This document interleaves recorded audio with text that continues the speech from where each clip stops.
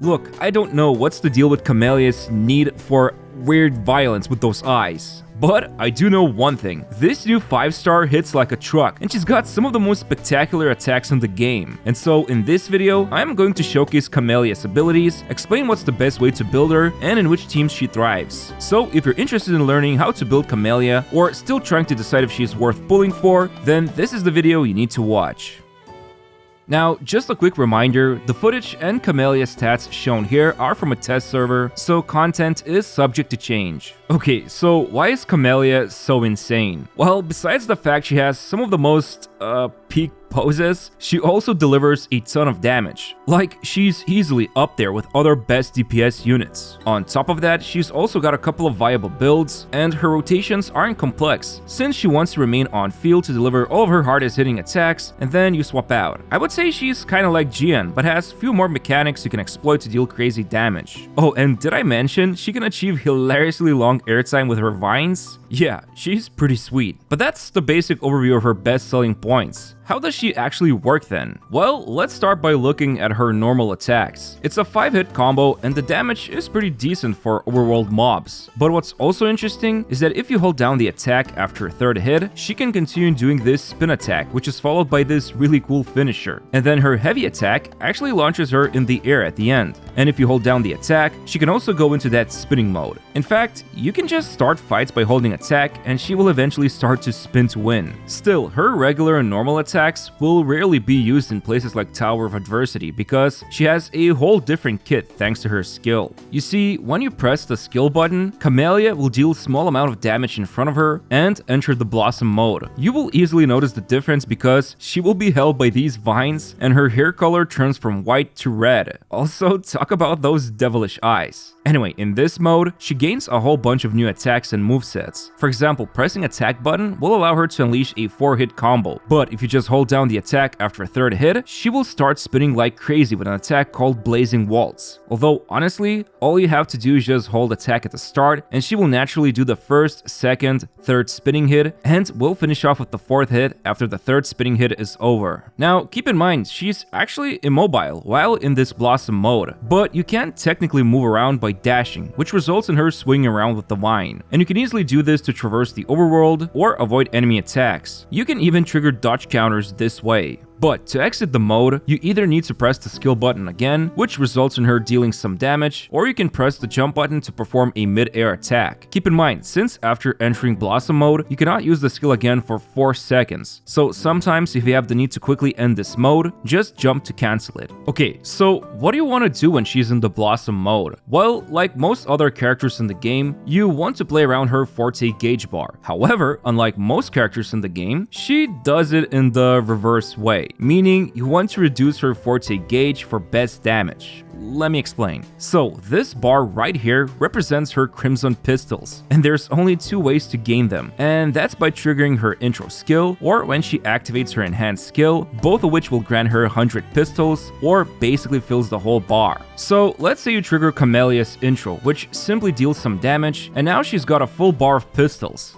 Now what? Well, by using normal attacks, skills, as well as Blossom mode normal attacks and skills, she will consume these pistols and quickly gain Concerto energy. But most importantly, she will also gain these Crimson Bud stacks you can see here, which you can achieve a maximum of 10. Now, when she has a full Concerto bar, you will see her skill button becomes different. And this is an indicator you can now trigger her enhanced skill attack called Ephemeral. Press it to consume 70 Concerto energy and she will unleash a ton of damage. This is basically her hardest hitting attack. On top of that, after this enhanced skill, she will enter another mode called Budding mode, where her multipliers of basically entire kit besides Resonance Liberation is increased by 50%. However, for each Crimson Bud she had, she gains additional 5% or up to 50% if she had 10 buds. So in short, she can easily achieve a 100% damage multiplier this way. And remember how I said she gains Crimson Pistols after her enhanced skill is used? Well, now she has a full forte bar again, and each attack like before will consume the pistols. But this time around, she also has a massive damage multiplier boosting the damage, as you can see the difference shown here when she's spinning like a maniac in her Blossom mode. But yeah, the budding mode ends once her pistols or basically forte gauge is empty, and that's when you want to switch out and come back to her when you can trigger her intro skill again. Oh, and keep in mind, her enhanced skill has a long 25-second cooldown, so this means right after her budding mode ends, if you have a full concerto bar, the enhanced skill will still be on cooldown, and you can then trigger her outro, which will actually deal pretty good damage twice, because the second hit only happens if you trigger her enhanced skill, and usually this will always happen if you follow a simple rotation. Now, if we quickly take a look at her Resonance Liberation, or simply the ultimate, it's a beautiful cutscene that unleashes a pretty big number, and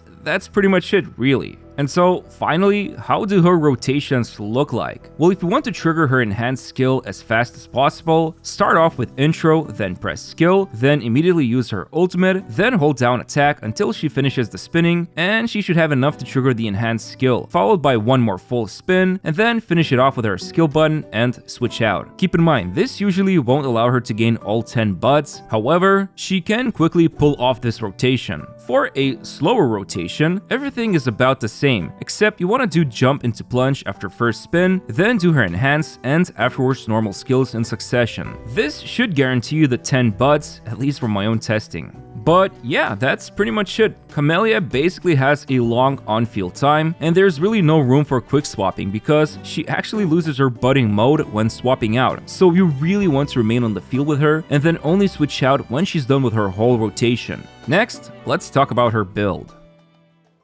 When talking about her best builds, one thing to keep in mind is that around 65% of her entire damage output comes from basic attacks, and that's because her skill, enhanced skill, and blossom mode attacks all count as basic attack damage. So, as you can imagine, anything that boosts basic attack damage boosts the majority of her performance. And so, when it comes to Camellya's weapons, there's very little wiggle room in terms of variety. Basically, her best in slot choice is going to be Red Spring. I know, shocking news. But it is packed with a ton of great stats, such as critical rate from substat, and she can gain 12% attack just like that, and up to 60% basic attack damage bonus when she deals basic attacks. Now, the next option would be Emerald of Genesis. It's got great stats, although keep in mind the passive requires her to trigger skill twice to get the full 12% attack bonus, so this will happen naturally, or you can force it to quickly happen by doing the jump lunge rotation. There's also Blazing Brilliance, but it mostly acts as a stat stick since there's no use for skill damage boosting that's provided from the passive. Moving over to 4-star options, Looming Glass and Commando of Conviction both offer similar power, and then there's Endless Collapse, and as a last resort, you can also use Lunar Cutter. Just keep in mind, the 4-star options fall quite far behind in terms of damage output that her signature can offer, and still deal about 10 to 16% less damage than Emerald of Genesis. However, there is a silver lining. I don't have it on this server, but the main 1.4 event reward is going to be a free 4-star sword, whose passive can provide up to 40% attack and 12% crit rate at maximum copies. Safe to say, this is going to be the best 4-star sword for Camellya, since its passive rewards you for staying on field. Alright, let's talk about the echoes and stats. So, she actually has two viable sets. You can either go with the Havoc set, and that's usually going to be her best in slot choice, while the main echo should be Dreamless, although if you want, you can use Crownless and Animation Cancel to immediately gain his buffing. But you can also easily go with Lingering Tune set with Abomination, because triggering and maintaining the 5-set bonus is actually very easy with Camellya, and even the outro skill damage boost that it provides is significant enough to consider it. Of course, if you're new or still working on the sets, you can just go with 2-2 Havoc and Lingering, or if you want, you can also use the 2-piece Moonlit Clouds if you cannot trigger her ultimate consistently. But the 5 sets of Havoc and Lingering are still considered to be the best for her. Now, for stats, if you go with the usual 4-3-3-1-1, then obviously the 4 cost should be either crit rate or damage, and then the 3 cost echoes have a slightly better performance when they provide Havoc damage, but it's totally fine if one of them is attack as well. In fact, if using her signature weapon, having attack 3 cost main stat ends up about the same as double Havoc.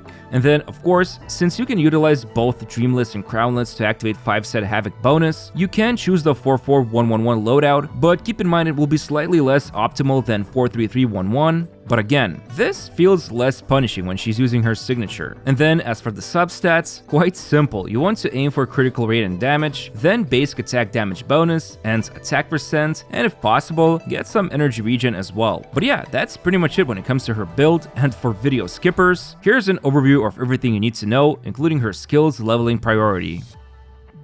I think it's safe to say that Camellya can deliver a ton of damage, especially when she's with the right teammates. And who might they be? Well, right now, at least from my initial testing, if you want the best possible personal performance she can offer, going with Sanhua, who is equipped with Moonlit Clouds, and then with either Shorekeeper or Verena with Rejuvenating Set will be the top meta choice. And it's pretty simple, really. Let's say you do Tower of Diversity. Every fight you will want to immediately start with either Verena or Shorekeeper to trigger their skills and outro, followed by Sanhua, who must trigger her outro in order for Camellya to trigger her intro, and then you just unleash a ton of damage. Keep in mind, if you're using Dreamless, it's fine to cast it and quick swap to Verena or Shorekeeper at the start of a fight for that extra damage. But what about other teams? Well, Havoc Rover can work together, even though this unit does prefer quick swap teams, but still, Havoc Rover, a support like Verena, Shorekeeper, Yuhu, or Baiji are fine. Or you could also use Dungeon, since her outro amplifies Havoc damage when switching to a next character. Thing is, there's definitely room left for improvement when it comes to Camellya's teams, and I wouldn't be surprised if sometime later in the future a character comes out and provides great boosting for her. But even now, with a couple of these teams, she can output some serious damage.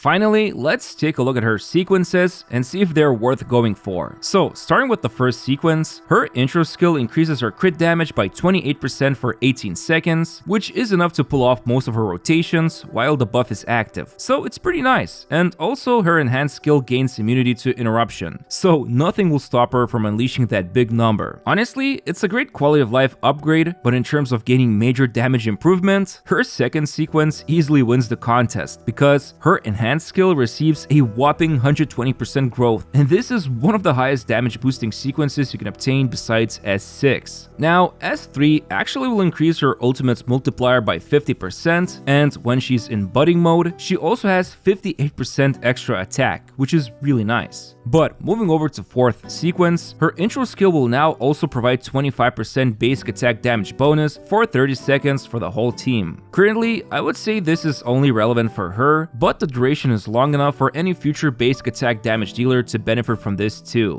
Anyway, S5 is kinda simple, it just gives a bunch of damage multiplier increase for her intro and outro skills, but her S6 is like, man, if you spend that many summons, congrats. And basically, it will allow her to deal far more damage since she will gain a massive multiplier for her attacks in addition to the one she already achieves, and even after casting her enhanced skill, she can trigger it one more time afterwards thanks to this new mode she gains. Basically, she becomes a wrecking machine. But anyway, assuming you want to make her stronger through the gacha system, should you go for her sequences or signature? Well, if you don't have at least Emerald of Genesis, I'd strongly recommend getting her signature then, since you can also share this sword with other units when doing Tower of Diversity. And then, if you do pull for her signature and still want more power, then S2 is an excellent stopping point. But even S1 packs enough value. And yeah, overall, I would say Camellya is really something when it comes to presentation, especially if you want a really cool character who can spin to win and unleash a ton of big attacks in succession. So she's a pretty awesome DPS unit. Also, one cool thing to note is that when she's spinning in Blossom mode, a lot of the boss attacks can be easily parried and it feels really satisfying. Anyway, hope you found this video useful, and as always, it takes a long time to make these guides, so I'd really appreciate it if you could press the like button on this video and subscribe to my channel. Thanks for watching, and see you next time.